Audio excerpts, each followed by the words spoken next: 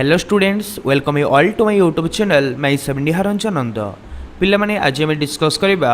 बंदीर विरह व्यथा चैप्टर किछि इंपोर्टेंट क्वेश्चंस ए कवितार किछि 2 मार्किया इंपोर्टेंट क्वेश्चन जोड़ा तुम एग्जाम रे आसबार चांस रही ओके ताले वीडियो को फास्ट लास्ट पर्यंत देख आमर फर्स्ट क्वेश्चन होउछि प्रियजनक विरह को कवि किभଳି वर्णना करिसंती ये 2019 आर्ट्स रे क्वेश्चन आसथिला तो तुम आंसर लिखियो पूर्व प्रथम लिखियो कवितार ना बंदीर विरह व्यथा तापर कवि गोपबंधु दास सब क्वेश्चन एमती लिखियो ओके ताले ये प्रश्न उत्तरटी होछि प्रियजनक विरह को कवि अत्यंत दारुण और कषणदायक बोली वर्णना करिसंती अनुभवी केवल ताहा अनुभव करि परिबो माने प्रियजनकर विरह होछि सबुठु कष्ट बोली कवि वर्णना करिसंती तापर द्वितीय प्रश्न सूर्य निजर स्नेह आदर किपरि देखांती ये 2019 साइंस रे क्वेश्चन आसथिला तो तार आंसर हम सूर्य प्राची दिग को निजर स्निग्ध सुनेली किरण रूपक कर प्रसारण करती कमल आश्वास माध्यम से निजर स्नेह आदर देखांती तापर आसिला क्वेश्चन नंबर 3 कौन देखिले तापित अंतर रे क्षणे सांत्वना आसीबो कौन देखिले तापित अंतर रे क्षणे सांत्वना आसीबो 2019 कॉमर्स रे क्वेश्चन ता आंसर कौन होना विश्व प्रकृति रे समान हृदय वेदना देखिले तापित अंतर रे क्षणे सांत्वना आसीबो अनुभवी केवल यह जानी पारे तापर 4 नंबर प्रश्न क्यों प्रणय प्रभाव देखिबे बोली कवि आशा पोषण करिसंती तो तार उत्तर कौन हबो ना विश्व प्रकृति रे अस्ताचलगामी सूर्य और प्राचीकूलर प्रणय विरह दृश्य कवि को विषादित करिछि सही प्रणय प्रभाव देखिबे बोली कवि आशा पोषण करिसंते ओके तापर 5 नंबर प्रश्न संध्यार अनुराग रंगरे विरह दुखर कालिमा किपरि थिला तो पिलाने उत्तरटी हबो संध्यार अनुराग रंग प्राची कपाल बेसरे शोभा पाउथिला किंतु ता मध्यरे विरह रूपक दुखर कालिमा बळी होई रहिथिला तापर आसला 6 नंबर प्रश्न बंदीर विरह व्यथा कविता गोपबंधु क्यों जेल रे थिबा बेले लिखिछंती तो ये इंपोर्टेंट क्वेश्चन इटा आसीबे तुम एग्जाम रे तो आंसर लिखियो पिला माने स्वाधीनता संग्राम रे झास देई गोपबंधु अनेक थर कारावरण करुथिले 1923-24 मसीह से हजारीबाग जेल रे बंदी थिला बेले बंदीर विरह व्यथा कविता लिखिथिले जेहेतु 2 मार्क क्वेश्चन आछी तुमको अति कम रे 2टा लाइन पिला माने लिखियो पड़िबो ओके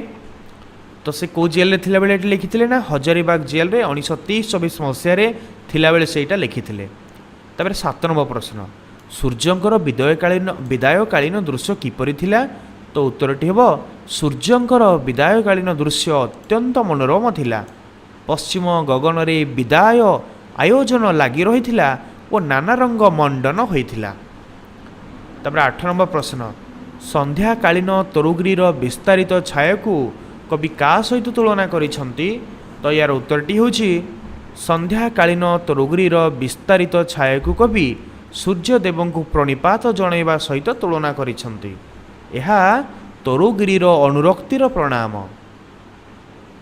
तापर 9 नंबर प्रश्न अचिरे फेरिबी धनी नुह कातर किए काहाको कहिसंती तो यार आंसर हबो अस्ताचलगामी सूर्यंक प्राणरे प्राचीन भर विषाद भाव प्रतिफलित होइछि अचिरे फेरिबी धन नुह कातर बोली सूर्य प्राचीन भगु कहिसंती तापर आसिला क्वेश्चन नंबर 10 संध्याकालीन दृश्यरु अनुभवी व्यक्ति कौन देखिपारे संध्याकालीन दृश्यरु अनुभवी व्यक्ति कौन देखिपारे ना यार उत्तरटी लिखिबो संध्याकालीन दृश्य हेउछि प्रकृति राज्य रे विरह व्यथार दृश्य अनुभवी व्यक्ति सही विरह व्यथा जनित दारुण कषण देखिपारे तापर 11 नंबर प्रश्न प्रियजनर विरह दुख कवि को किपरि मने होइछि प्रियजनर विरह दुख कवि को किपरि मने होइछि ये 2019 आर्ट्स रे आस्थिले क्वेश्चनटा तो यार आंसर लिखिबो प्रीति ही समस्तंकर चरम काम्य